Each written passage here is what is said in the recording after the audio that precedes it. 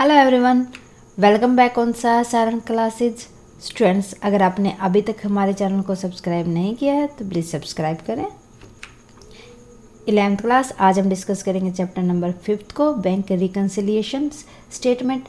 Reconciliation का मतलब क्या होता है कि जो हमने बैंक स्टेटमेंट के अंदर गड़बड़ की है उनको ठीक करना। अब ये किन किन कारणों से हो सकते हैं, या तो कैश बुक और पासबुक के अंदर जो डिफरेंसेस होते हैं उनकी वजह से। साथ के साथ हम डिस्कस करेंगे कि जो ये डिफरेंसेस होते हैं इनके कॉजेज क्या क्या होते हैं। करते हैं स्टार्ट आज की हमारी क्लास। फर्स्टली मीनिंग देख लेते हैं।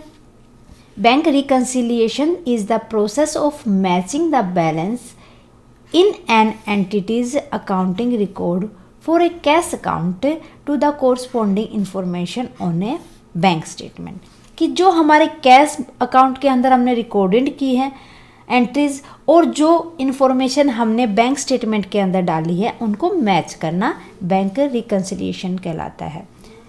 The goal of this process is to ascertain the differences between the two. Bank reconciliation का मतलब क्या होता है, मेन उद्देश्य क्या होता है कि जो डिफरेंसेस हैं हमारी कैश बुक और जो हमारी बैंक स्टेटमेंट के बीच उनको ठीक करना। And to book change to the accounting record as appropriate. जो हमने अकाउंटिंग की है उनके अंदर एप्रोप्रिएटेड रिकॉर्डेड को डालना। एंड बैंक रिकन्सिलिएशन स्टेटमेंट होता क्या है, ये एक शेड्यूल होता है showing the item of differences between the bank statement and the bank column of cash book, कि एक ऐसा शेड्यूल होता है जिसके अंदर जो हमने आइटम्स डाली हैं बैंक स्टेटमेंट और कैश बुक के अंदर उनके बीच में जो डिफरेंसेस हैं उनको देखना। Known as bank reconciliation statement, इसीलिए इसको बैंक रिकन्सिलिएशन स्टेटमेंट कहा जाता है। अब मीन्स क्या है ये differences between cash book and passbook. So ये डिफरेंसेस आने के कारण क्या क्या होते हैं, कॉजेज क्या होते हैं। First, gap, time gap in recording transaction, कि हमने टाइम पे जिस टाइम पे एंट्री करनी थी उस टाइम पे नहीं की, बल्कि हमने सोचा कि बाद में कर देंगे, उस टाइम पे हम भूल गए। सो टाइम गैप आ गया हमारे ट्रांजैक्शन के अंदर। सेकंड हो जाएगा cause error committed in recording transaction, कि हमने ट्रांजैक्शन करते टाइम कोई भी गलती कर दी, कोई भी एरर कर दी। सो इन दोनों को हम सेपरेटली पढ़ते हैं। फर्स्ट देखते हैं time gap in recording transaction, कि जिस टाइम पे हमने आइटम को रिकॉर्ड करना था उस टाइम पे हमने नहीं किया, भूल गए, बाद में किया तो उसके कारण कोई मिस्टेक हो गई हमारे से। देखते हैं। Reason for the time gap is recording the transaction in the two books like cash book and passbook. कौन कौन से रीजन हो सकते हैं। फर्स्ट देखते हैं, cheque issue but not yet present for the payment in the bank, कि हमने चेक को तो इशू कर दिया था लेकिन उसको बैंक में नहीं डाला ताकि उससे कैश पेमेंट मिल सके हमें, ये भी एक गलती थी हमारी। सेकंड, चेक डिपॉजिट और paid into the bank for collection but not yet credit by the bank, कि हमने चेक को बैंक के अंदर अब डिपॉजिट भी कर दिया और उससे कैश लेने के लिए हमने डाल भी दिया, बट बैंक ने क्या किया, वो क्रेडिट की ही नहीं अमाउंट, हमारे खाते में उसको क्रेडिट नहीं किया। ये भी क्या हो जाएगी, गलत ट्रांजैक्शन हो जाएगी। सो इस कंडीशन में भी रिकन्सिलिएशन करना पड़ेगा। पासबुक और पासबुक और कैश बुक के अंदर दोनों के अंदर डिफरेंसेस आ जाएंगे। थर्ड देखते हैं, cheque deposit but dishonour by the bank, cheque deposit तो कर दिया लेकिन बैंक ने उसको डिसऑनर कर दिया। ये कंडीशन में डिडक्ट तो हमारे अकाउंट से हो जाएगी मनी, लेकिन डिसऑनर के बाद वो क्रेडिट नहीं होगी, ये भी बैंक की गलती है। इस वजह से क्या होगा कि हमारा कैश तो डिडक्ट हो जाएगा और पासबुक के अंदर ये एंट्री भी हो जाएगी, लेकिन कैश बुक के अंदर इसकी क्रेडिट की कोई भी एंट्री नहीं होगी। Okay. Fourth, interest allowed by bank, कि बैंक ने इंटरेस्ट को अलाउ तो कर दिया लेकिन अभी तक उसको डिडक्ट नहीं किया।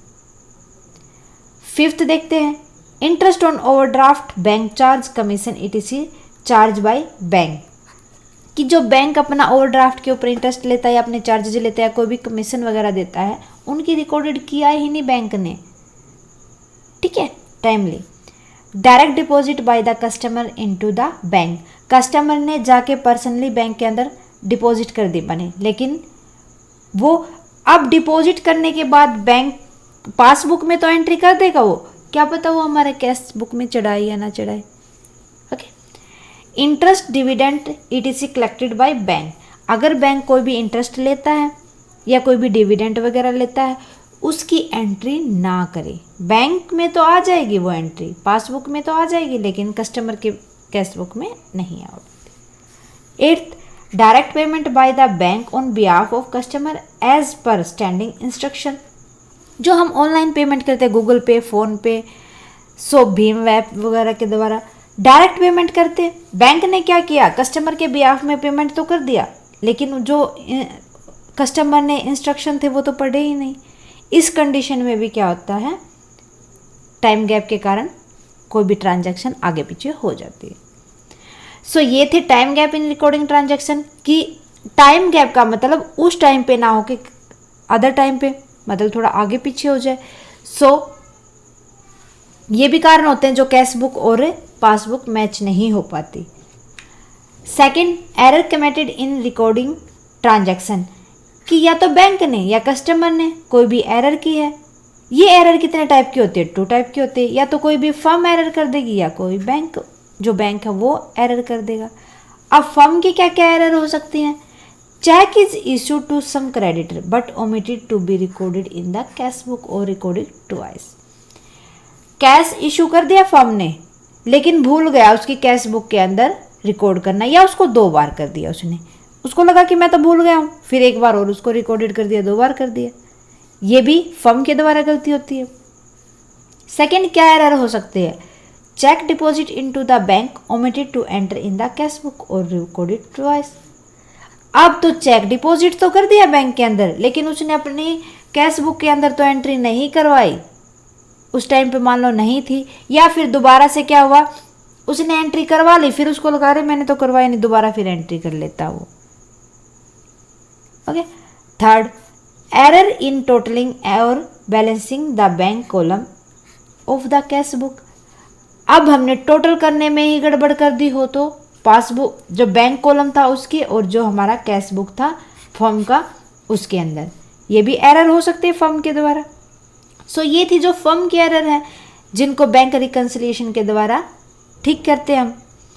अब कुछ एरर क्या होती है जो बैंक के द्वारा की जाती है, likely sometime bank record a wrong entry in the customer's account which cause a difference in the 2 balances, कि कई बार बैंक क्या करता है कि कस्टमर के अकाउंट में कोई भी गलती कर देता है, गलत एंटर कर देता है। हो सकता है भाई मशीन भी कहाँ से यूज होती है, किसके द्वारा यूज होते हैं, ह्यूमन बीइंग के द्वारा, तो गलती कई बार हो जाती है। उसकी वजह से भी क्या होता है, जो कैश बुक होती है हमारी और जो पासबुक होती है उनके बीच में डिफरेंसेस आ जाते हैं, उनका बैलेंस मैच नहीं हो पाता। सो ये थी 2 टाइप के कॉजेज जो कैश बुक और पासबुक के अंदर डिफरेंसेस लेके आते हैं। इन्हीं को ठीक करने के लिए बैंक रिकंसिलिएशन किया जाता है। ओके स्टूडेंट्स, उम्मीद है कि आपको समझ आए होंगे सारे के सारे पॉइंट्स। स्टूडेंट्स, इसी उम्मीद के साथ मिलते हैं नेक्स्ट क्लास में नेक्स्ट टॉपिक के साथ। अगर आपकी कोई क्वेरी है प्लीज़ आप मेरे को कमेंट बॉक्स में कर देना, और आपको हमारी क्लासेस कैसी लगी ऐसा ये ज़रूर बताइए हमें कमेंट करके, और साथ के साथ अगर आप कोई चेंजेस चाहते हैं तो वो भी हमें कमेंट करके बताएं स्टूडेंट। और ज़्यादा से ज़्यादा स्टूडेंट के साथ क्लासेस को शेयर करें, हो सके तो हमारी क्लासेस को लाइक करें स्टूडेंट्स। क्लासेस को देखने के लिए थैंक यू वेरी मच।